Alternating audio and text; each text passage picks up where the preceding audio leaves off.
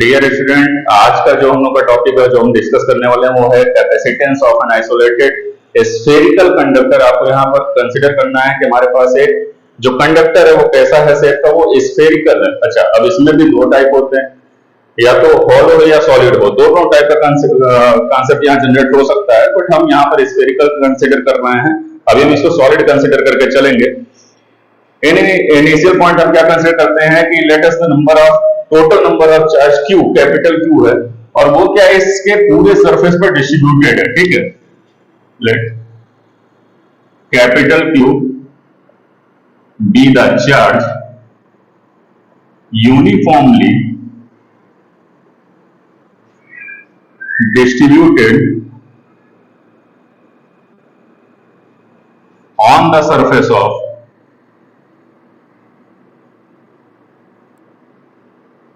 a spherical capacitor। अब यहां पर हमें एक चीज और कंसीडर करना है कि अगर हम ये चार्ज कैपिटल Q यहां पर दिखा रहे हैं कि सभी चार्ज यूनिफॉर्मली डिस्ट्रीब्यूटेड है, और इस स्फेरिकल कैपेसिटर का जो रेडियस है वो कंसीडर हम कर ले रहे हैं कैपिटल R।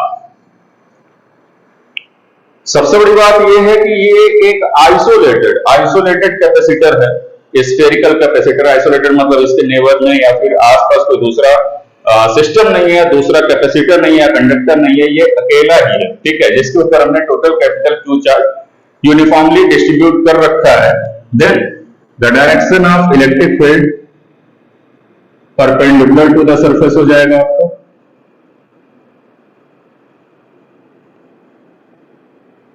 ये आपका डायरेक्शन ऑफ इलेक्ट्रिक फील्ड होगा।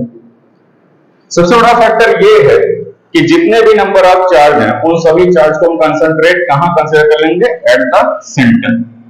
हम क्यों कंसीडर करते हैं वो भी हम डिस्कस कर देते हैं। बिकॉज हम लोग अगर सरफेस पर किसी पॉइंट पर, इट मींस r डिस्टेंस पर यहां किसी एक सिंगल पॉइंट पर हम पोटेंशियल निकालना चाहेंगे, तो पोटेंशियल निकालने के लिए हमें क्या करना पड़ेगा? अगर हम यहां पोटेंशियल निकालेंगे तो इस चार्ज के थ्रू, इस चार्ज के थ्रू, इस चार्ज के थ्रू या इस चार्ज के थ्रू, इन सभी चार्ज से जो डिस्टेंस है वो डिफरेंट आ रहा है। And we know that potential का फार्मूला होता है आपका 1/4 pi epsilon naught Q upon distance r। अभी ये यहां पर हम क्या करते हैं, स्मॉल r कंसीडर करते हैं, क्योंकि हमें ये दिखाना है कि जो डिस्टेंस है वो कहां से लिया जाएगा, चार्ज से लिया जाएगा। हियर नंबर ऑफ चार्ज, बहुत सारे चार्ज हैं आपके जो डिफरेंट लोकेशन पे सरफेस पे डिस्ट्रीब्यूटेड है, और अगर आप किसी एक सिंगल पॉइंट पे यहां पर निकालना चाह रहे हैं कि कितना टोटल हमें पोटेंशियल मिलता है, तो हर चार्ज से डिफरेंट डिस्टेंस होगा, जिससे हर चार्ज से लगने वाला पोटेंशियल भी डिफर हो जाएगा। इसलिए हम सभी चार्ज को कहां मान लेते हैं कि वो सभी चार्ज सेंट्रलाइज हैं या कंसंट्रेटेड है, कहां, सेंटर पर। तो हमने क्या किया, सभी चार्ज को यहां कंसीडर कर लिया कि वो सेंटर पे हैं। इस सिचुएशन में जो पोटेंशियल हमारा निकल के आएगा वो होगा 1/4 pi epsilon naught total charge Q, and all the charges are centralised और concentrated at the centre of spherical capacitor. सभी चार्ज कहां है, सेंटर पे कंसंट्रेटेड है, तो सेंटर से हमने डिस्टेंस ले लिया। ये हमारा रहा पोटेंशियल। जितने भी चार्ज थे उन्होंने क्या किया, सरफेस पे किसी एक पॉइंट पर पोटेंशियल लगा दिया। अब सबसे बड़ी बात ये है कि क्या इस पोटेंशियल की हेल्प से हम इस स्फीयर का, अगर हम बात करें कैपेसिटेंस निकालना, तो वो निकाल पाएंगे कि नहीं? वी नो दैट, इससे प्रीवियस लेक्चर में हमने पढ़ रखा है, we know that capacitance C is equal to Q upon B, and ये आपका इक्वेशन 1 है फ्रॉम इक्वेशन 1। पोटेंशियल जो है आपका, sorry, C is equal to Q upon B, B की जो भी वैल्यू है 1/4 pi epsilon naught Q upon R, ये हम रखेंगे, Q से Q कैंसिल हो जाएगा। हमने क्या किया, पोटेंशियल की जगह पोटेंशियल की वैल्यू पुट कर दिया फ्रॉम इक्वेशन 1 से। देन ये जितने भी टर्म हैं ये हमारे ऊपर चले जाएंगे, 4 पाई एप्सिलॉन नॉट इनटू R, ये आया आपका कैपेसिटेंस की वैल्यू।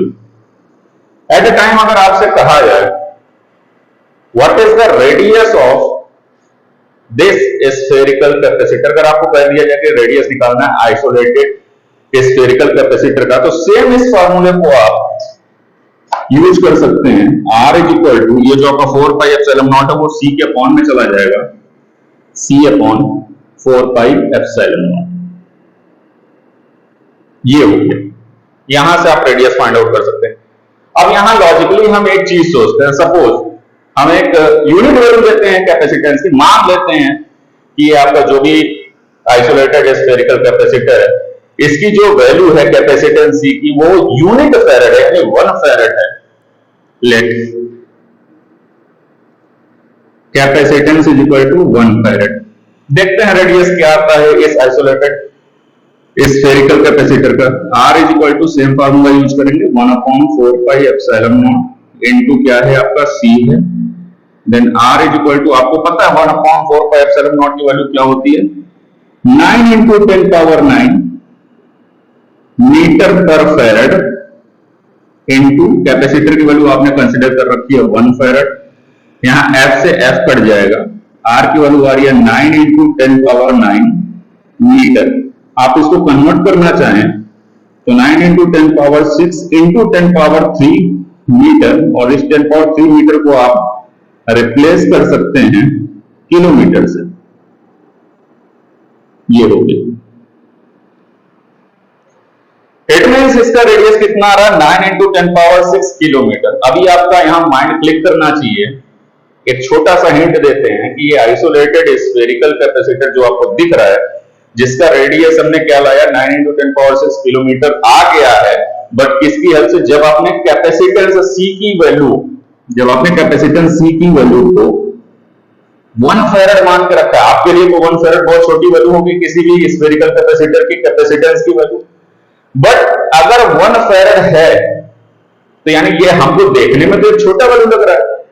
थोड़ा सा ध्यान दीजिए कि वो कितने बड़े रेडियस पर इतना कैपेसिटेंस शो कर रहा है, यानी साइज क्या रहा होगा उस आइसोलेटेड स्फेरिकल कैपेसिटर का, साइज क्या रहा होगा, जो कि रेडियस से डिसाइड हो जाएगा, साइज क्या रहा होगा जिसका कैपेसिटेंस 1 फैरेड है।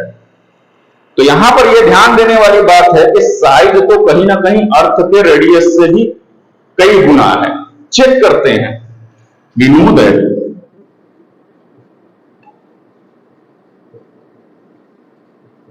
the radius of earth is equal to 6 into 10 power 3 kilometre, near about इतना आता है, नियर अबाउट है। अब जब हम ये बात बोलते हैं 6 इंटू 10 पावर 3 किलोमीटर, तो आपको कुछ नहीं करना है, इस रेडियस ऑफ अर्थ में, ये जो रेडियस ऑफ अर्थ है हम इसको नोट कर दे रहे हैं RE के नाम से। रेडियस ऑफ अर्थ जो है आपका है 6 इंटू 10 पावर 3 किलोमीटर। यदि इसमें हम 1500 का मल्टीप्लाई करें, देखिए ध्यान से, इस रेडियस ऑफ अर्थ में आपके पास जो वैल्यू आई थी इस स्फेरिकल कैपेसिटर के रेडियस की वो वैल्यू कितनी आई थी, R इज इक्वल टू, अब हम इसको लिख रहे हैं 9 इंटू 10 पावर 6 किलोमीटर। आप इसको ब्रेक कर सकते हैं, R is equal to 9 into 10 power 3 into 10 power 3 kilometre. Clear? अब यहां ध्यान से देखिए, इसी को हमने ब्रेक किया है, इसको दो part, 9 into 10 power 3, it mean 10 power 3 का मल्टीप्लाई अगर 9 में कर दें, यानी 1000 का मल्टीप्लाई अगर 9 में कर दें, तो ये नियर अबाउट आएगा 9000 इंटू 10 पावर 3 किलोमीटर। अभी आप किसको ब्रेक कर रहे हैं, इसको, और ये रेडियस किसका है आपको क्लियर पता है, ये रेडियस स्फेरिकल कैपेसिटर का, आइसोलेटेड स्फेरिकल कैपेसिटर का। क्यों ब्रेक कर रहे हो वो भी क्लियर बताते हैं। इस 9000 को आप ब्रेक करिए, कैसे ब्रेक करेंगे वो भी डिस्कस करते हैं।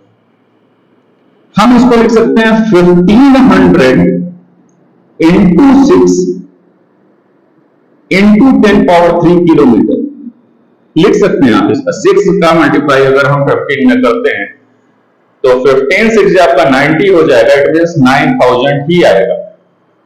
अब सबसे बड़ी बात यह है कि कहीं ना कहीं ये जो वैल्यू आई है आपकी, ये क्या है, रेडियस ऑफ अर्थ। R ये आपका ये रहेगा 1500 रेडियस ऑफ अर्थ। इसका मतलब आपको क्या पता चला कि जो ये स्फेरिकल कैपेसिटर है, इस स्फेरिकल कैपेसिटर का रेडियस, इस स्फेरिकल कैपेसिटर का रेडियस अर्थ के रेडियस से भी 1500 टाइम्स है। तो सबसे बड़ी बात यहां पर यह सोचने वाली है कि अगर अर्थ का रेडियस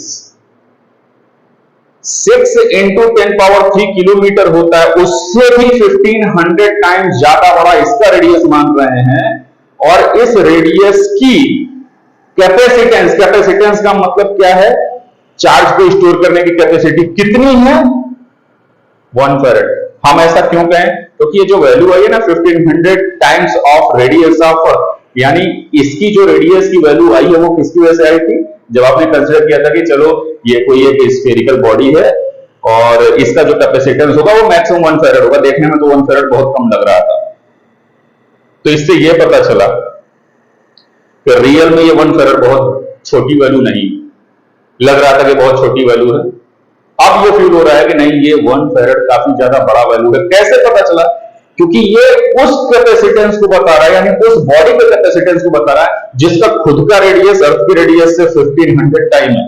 इट मींस ये बॉडी अर्थ के कंपैरिजन में 1500 टाइम्स ज्यादा बड़ी है, और उसकी खुद की कैपेसिटी चार्ज को स्टोर करने की, या ये कहें कि कैपेसिटेंस की वैल्यू कितनी है, 1 फैरेड। इट मींस ये 1 फैरेड कोई छोटी मोटी वैल्यू नहीं है, काफी ज्यादा बड़ी वैल्यू है कैपेसिटेंस की। और ये सही बात है कि ये जो स्फेरिकल बॉडी आइसोलेटेड, कभी पॉसिबल ही नहीं है कि अर्थ से 1500 टाइम ज्यादा आप कोई आइसोलेटेड बॉडी रखिए। आइसोलेटेड का मतलब आप समझते हैं सिंगल हो। इतनी बड़ी बॉडी अगर बनती भी है तो हमें ये बात पता है कि वो कई छोटे छोटे पार्टिकल से मिलकर बनेगा। इट मींस ये पॉसिबल ही नहीं है कि आइसोलेटेड हो जिसका रेडियस इतना आ जाए। तो यहां पर कुछ ऐसी एक्स्ट्रा चीजें बताई गई 1 फैरेड के बारे में, और ये 1 फैरेड वाकई में कितना बड़ा वैल्यू होता है कैपेसिटेंस का, लिखने में तो बहुत छोटा में दिखता है, कितनी बड़ी वैल्यू हो सकती है जिसका इंपैक्ट कितना बड़ा पड़ता है रेडियस पे, ये सारी चीजें हम लोगों को यहां पर क्लियर होती है। अगर कोई डाउट है तो इससे रिलेटेड आप कमेंट कर सकते हैं, अदरवाइज इस टॉपिक को आप नोट कर लीजिए।